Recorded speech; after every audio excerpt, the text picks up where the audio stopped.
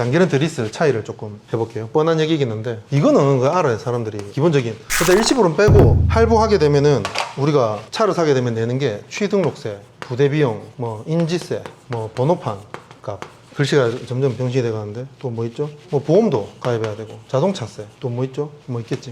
할부는 여기에서 이자, 일시불과 다른 건 이자뿐입니다. 할부는. 근데 리스는 취등록세, 요거 보험과 자동차세를 제외하고 다 포함되어 있는 거예요. 예를 들어 할부가 그러면 얼마야? 할부가 100만 원이라 치자. 리스로 하니까 60만 원이라 치자. 렌트로 하니까 65만 원이라고 칠게요. 이 60 안에 이게 다 들어가 있는 거야. 렌트는 이렇게 다 들어가 있는 거야. 이게 간단한 차이예요. 그러니까 할부를 당신이 풀 할부를 해. 차를 한 달에 100만 내더라도 이건 다 따로 내야 되는 돈이에요.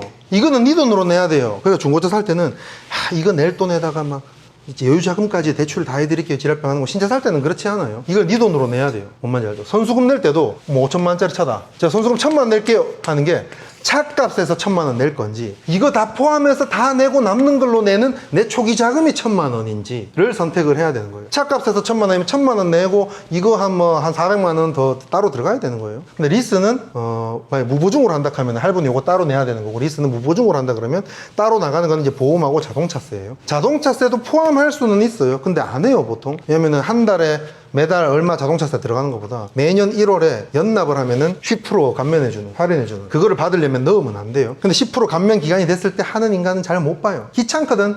가만 놔두면 알아서 야들이 저희들이 대신 내고 월납료에 자동차세가 포함됩니다. 렌트는 그냥 다 포함이다 생각하면 돼요. 자, 그러면 한 달에 내는 게 이건 싸지만 왜 리스 카푸어들이 많이 한다고 얘기가 돌면서 여자들한테 남자를 만났을 때 남자가 좋은 차를 타고 왔으면 자, 등록증을 확인해봐라. 명의자가 캐피탈이면 리스다. 그 사람들이 진짜 멍청한 20대들 소리인데, 리스는 아무나 하는 줄 알아? 아무나 할 수도 있어. 아무나 할 수도 있는데 리스를 했다고 해서 다 카푸어가 될 수는 없어요. 근데 리스가 카푸어 만들기는 쉽지. 할부로 100만 원이면 소나타 겨우 정도 해요. 근데 소나타를 리스로 해버리니까 60 정도니까 리스로 100만 원쯤 되는 거는 수입차를 할 수 있거든. 당장에 100만 원은 낼 수 있으니까 리스로 옮겨가는 거야. 이게 좀 더 허무하기는 하지. 예를 들어 내가 한 달에 100만 원 할부를 할 수 있는 여력이 있는 거면은 리스를 할 때는 한 달에 60만 원짜리를 하는 게 맞는 거예요. 그래야 리스를 하는 이유가 있는 거야. 왜? 40이 남잖아. 이걸로 내가 다른 경제 활동을 할 수 있잖아. 새로운 어떤 가치를 창출할 수도 있고 내 생활에 여유를 가질 수도 있고 저축을 할 수도 있고, 맞지? 그렇기 때문에 그런 거지. 한 달에 할부로 100만 원 낼 수 있다고 100만 원짜리 리스를 하니까 인생이 좆되는 카푸어가 되는 거지. 잘 쓰면은 그렇지가 않아요. 그리고 이게 다 포함되지만 아까 말했듯이 얘는 대출 상품이다. 얘들 둘이는 신용이 떨어진다. 얘는 신용이 안 떨어진다. 신용이 안 떨어진다. 이게 존나 중요한 부분이다. 또 하나는 예를 든 거지만 대충 이 정도에 5만 원 차이가 나. 1년이면은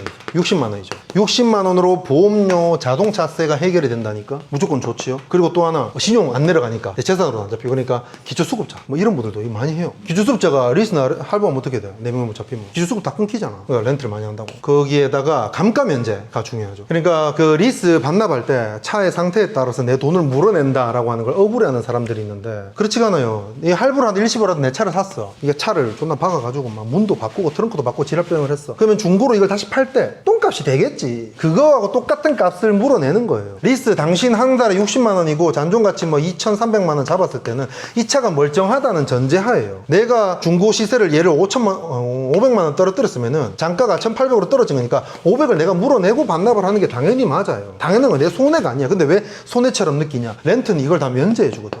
그리고 얘는 그걸 안 받으니까 이게 어마어마한 미래 지출에 대한 관리가 되는 거야. 할부로 차를 사면은 이거를 내가 팔았을 때 얼마를 받을지 이런 미래적인 계획이 제대로 안 서. 근데 할부가 좋은 점은 하나 있어. 그냥 심리적으로 실제로 좋은 게 아니라 언제든지 내가 팔면은 나한테 돈이 생긴다는 거지. 그게 얼마나 깎아먹고 날려먹고 되돌아오는 거든지 간에 처분했을 때 되돌아오기가 편하다는 거지. 손해가 막심할지언정. 근데 리스는 계약을 해지하면 위약금이 나오죠. 승계가 잘 되면 땡큐인데 안 되면은 이게 더 손해를 볼 수도 있는 구조라는 거고, 어쨌든 렌트는 사고를 당신이 수천 번 나더라도 사고 났을 때 수리하는 그 자차 면책금 30만 원 내고 나면은 그 차가 30만 원 내고 수리한 걸 떠나가지고 차가 감가된 거에 대해서는 다 면제가 되는 거예요.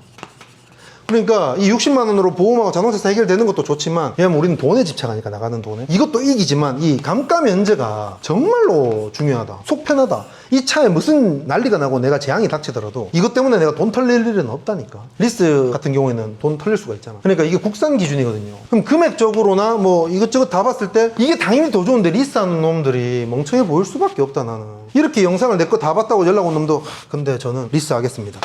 아니 도대체 내 영상을 다 이해했다면서 왜 리스하냐? 그럼 다 똑같은 얘기예요. 번호판? 하허호 때문이야. 그리고 이 얘기하는 사람들은 나이가 많아봤자 30대 초야. 와. 근데 만약에 20대인데 30대 초인데 신혼부부인데 사회초년생인데 저는 번호판 같은 건 신경 안 써요. 존나 잘해주고 싶다. 깨어있는 청년, 그러면 존나 도와주고 싶다니까 더 빡세게 알아봐 준다고 진짜. 어쨌든 그래요. 대충 어떤 건지 알겠죠. 자, 그러면은 수입차는 왜 리스를 하라고 하느냐?